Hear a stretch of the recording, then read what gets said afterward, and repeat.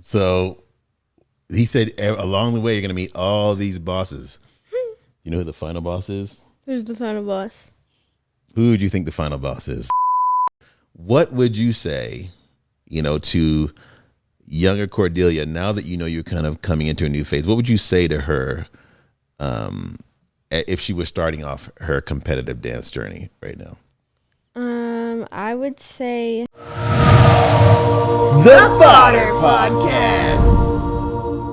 What is up, everybody? And welcome to the FAUGHTR Podcast. How are you doing today?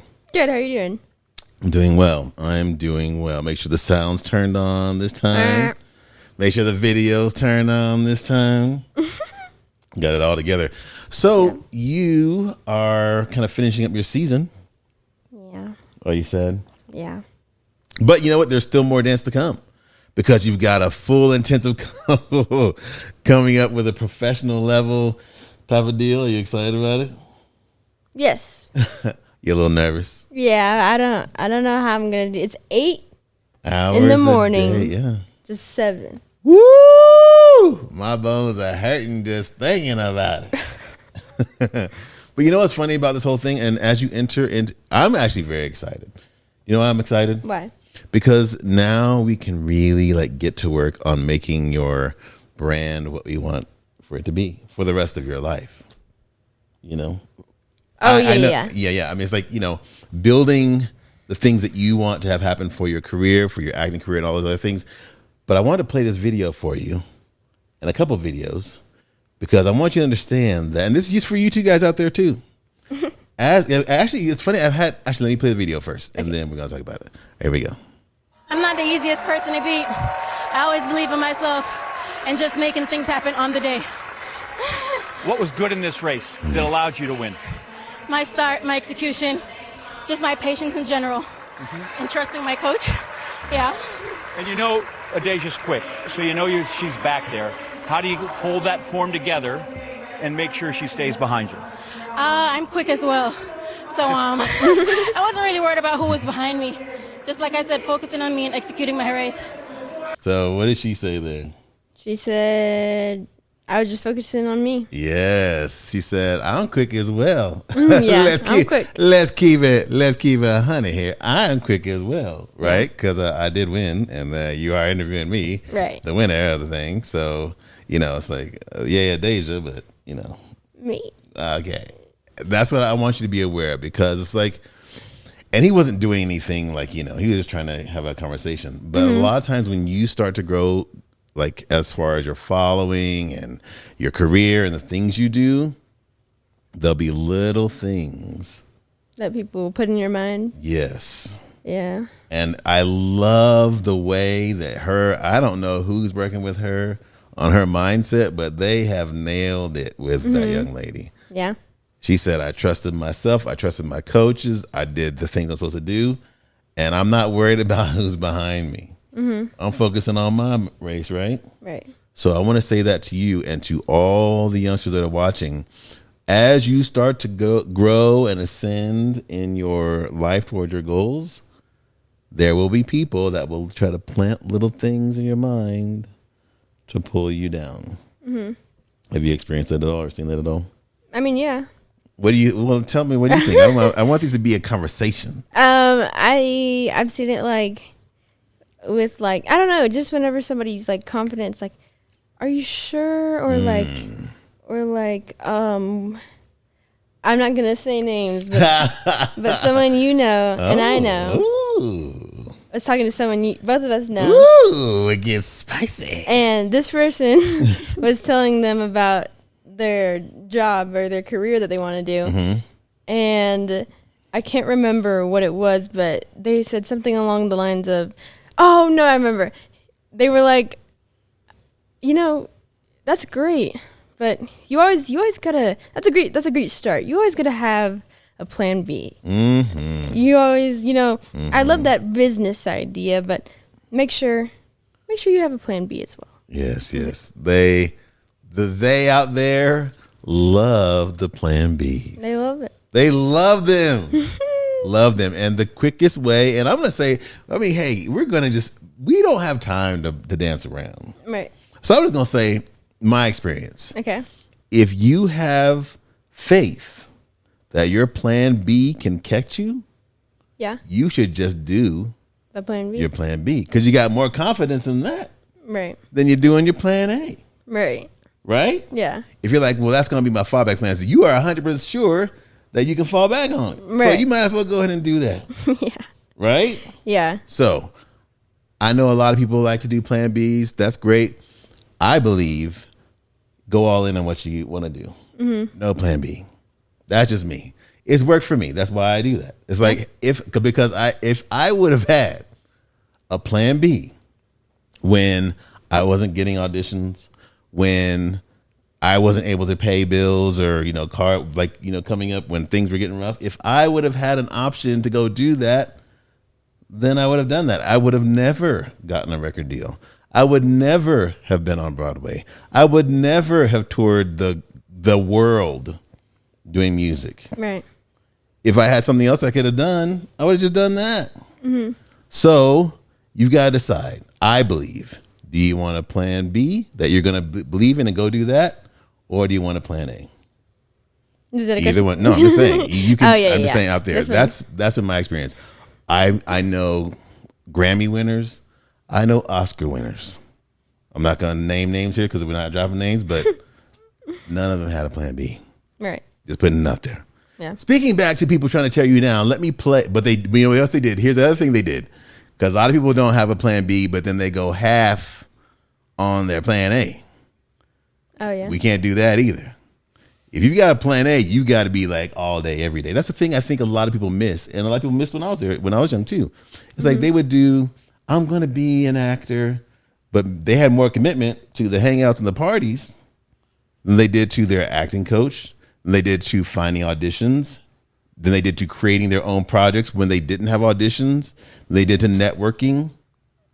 Right? Right. So you got to do a little self-analysis, youngsters, and decide, am I really going all in, or do I like the idea, or do I like the actual reality? Right. Right?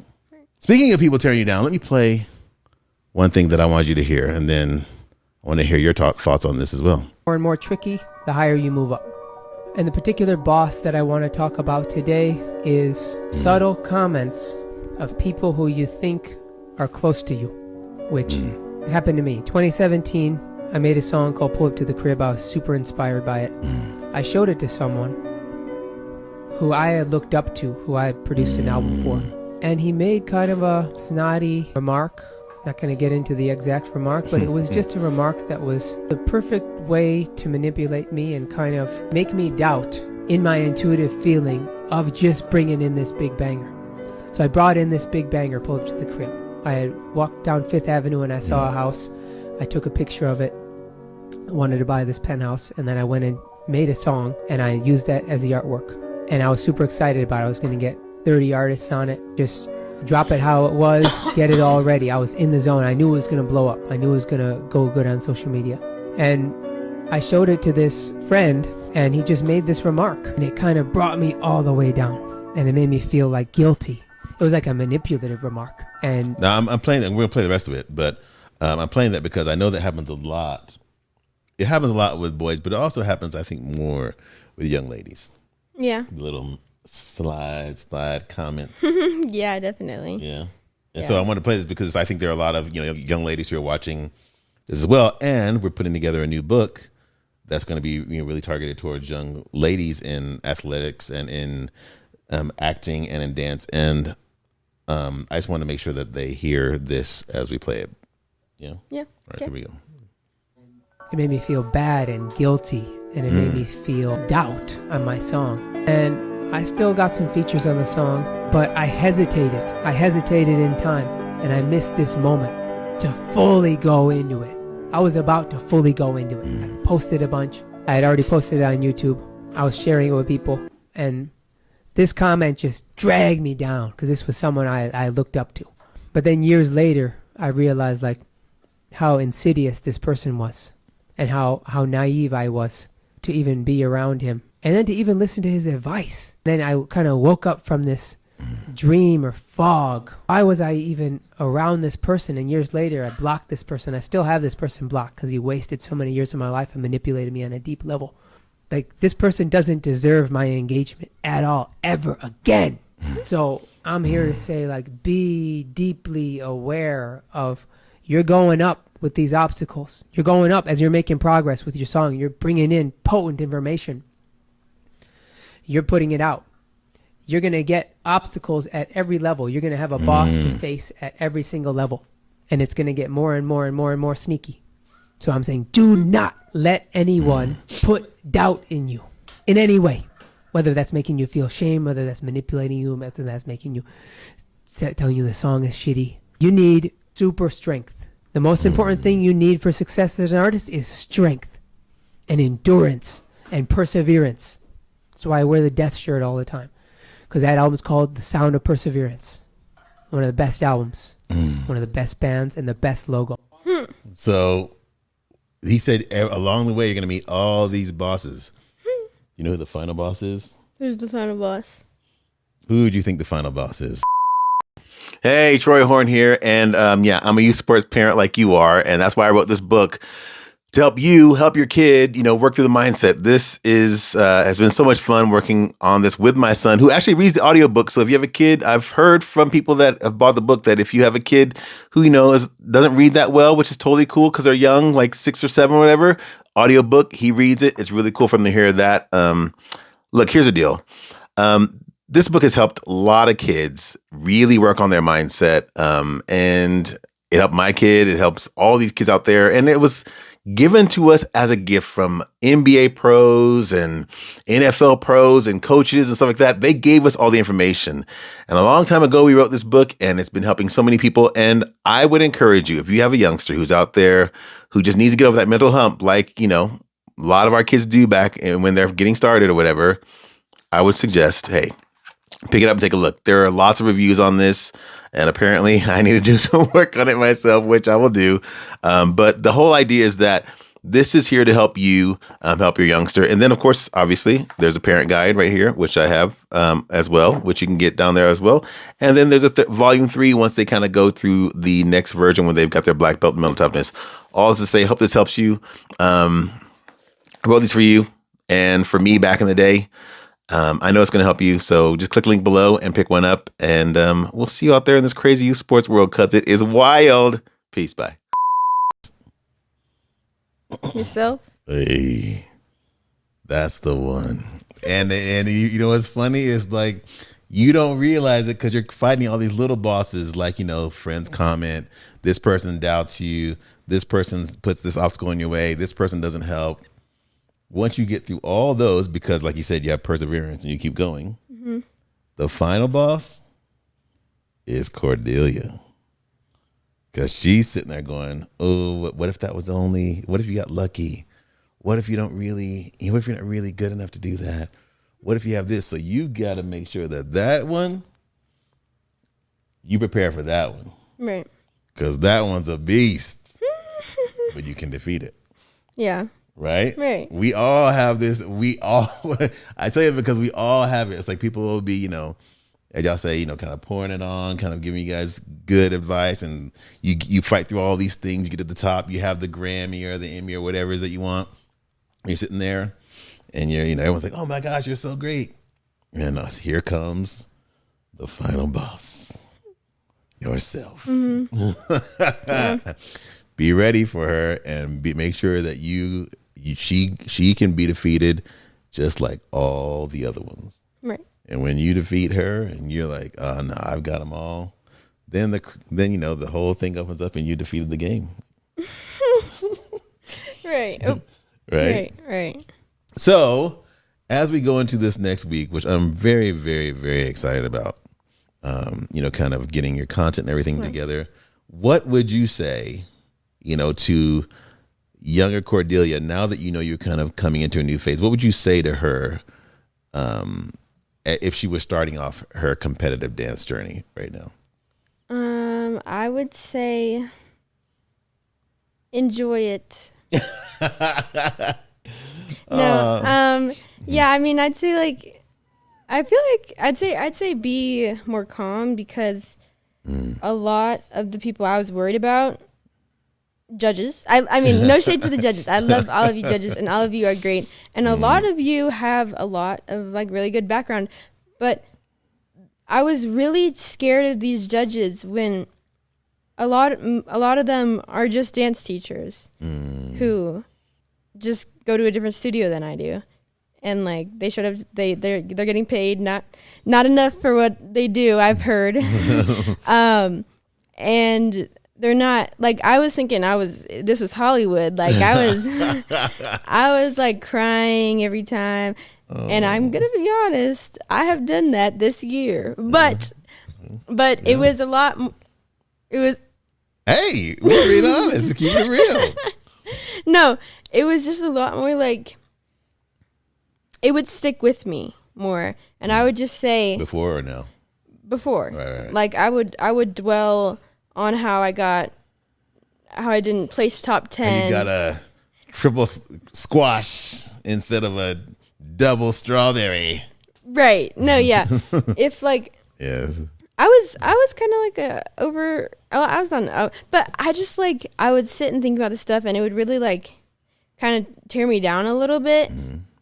Like my first couple years, because I would just that was like my evaluation until the next competition. Like that was the the judging of how well I was, how good of a dancer I was. That's how I said it in my mind, when really it's just what style the judges prefer, how they were feeling that day, and how I was feeling that day, and how well I did that day, but that doesn't like attribute to how well you are actually growing, you know. And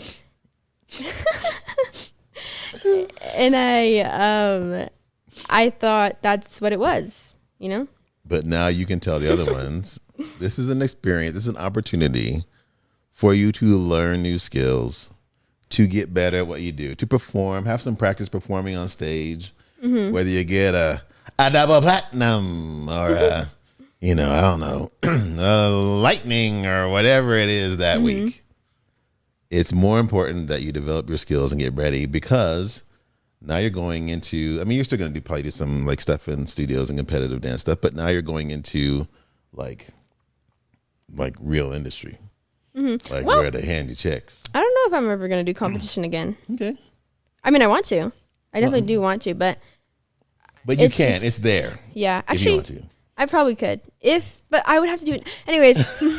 I don't know. Just like I'm worried about like getting behind, because if I don't do competition for a whole year, then I'll be out of practice. Let me share something with you.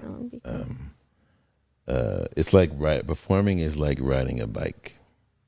Once you have passed that level of whatever, yeah, you might want to brush up a few things, but you don't lose it. You don't lose it. Well, I see your analogy, but Yes. let me bring you another analogy. Okay, go ahead. Okay. Yes, but let's see. I am a biker, right? Okay. I am biking. Yeah, have you seen those like competitive mountain trail bikers who do all that crazy stuff? Yep. I'm a competitive mountain biker. Okay. Right? Got it. I take a year break for my competitive mountain biking. Sure, I still know how to bike, but I'll have to practice to regain my swerving skills and my, You might swerve in that corner. Whoa. right. I'll have to practice to return to where I was a year ago, which might take a second because it's a dangerous job. Yes, it'll take a second, but it's like riding a bike, as they say. It all comes back. Point in case, Serena Williams. She just came back to play. Oh, and won. Yeah. I don't. Yes, it's like, because it's like, I do this.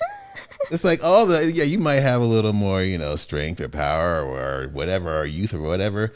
I know this court so well. It doesn't matter what you can do physically, because I know where to place the ball and where you can't. So what happened? I mean, I know she had a near-death experience. No, that was Simone Biles. Never mind. Oops. Those are Serena different Williams. S. Serena Williams. Yeah. But anyways, so it's like all that to say, it's there if you want to. Was the point of the whole conversation. Mm-hmm. So speaking of that, let's let them go on a high note where we have some fun of what powerful words can do for you when you hear them from people that you know are in support and love you. My boy, though, this what a first grader look like. Ooh, okay. Oh, Shadorim. Oh, yeah, son. You don't want your shades on? You don't want to put the shades on? No, not right now. I feel you, pimp, but damn. Okay, son. What you feeling like? What you feeling? Okay. Ooh. Okay. You told them what? Get they money up and not they what? Okay. Cause what? It ain't a joke out here, right? Yeah. Yeah. Big sir, not the little one. You hear me? Yeah, my boy about to go to graduation. Yeah, we on our way. You feel me? Yeah, you too cool. That's your little stance. Okay. Link. Look at my boy, though. That's fun, right? Yeah. Oh my gosh, the power of positive words and stuff like that too. But here's the thing, though: why can't he receive that from his dad and know that he's being honest with him? Probably because he's not like that all the time. Hey, there are moments when dad's like, that ain't it. Right? Right. Don't do that. That's not good. Right? Yeah. So going back to the last video, you got to understand, youngsters, when it's feedback from someone who cares about you is trying to help you get to where you need to go too. Right? Yeah. All right. Well, what should they do right now? Aside from click the button and visit us on Patreon. Like? Mm-hmm. Oh, what button are you talking about? Well, down below there'll be a link for the yeah. Click that link and like and subscribe. Yep. If you want to see more of these podcasts. Yep. And no matter where you are, make sure that you join us on Patreon if you're looking to kind of get your own business thing going. And if you're in sports, it's a business as well. Let me just keep it a buck with you. So join us over there on Patreon. We'd love to have you over there, and we will see you guys in the next episode. Peace. Bye-bye.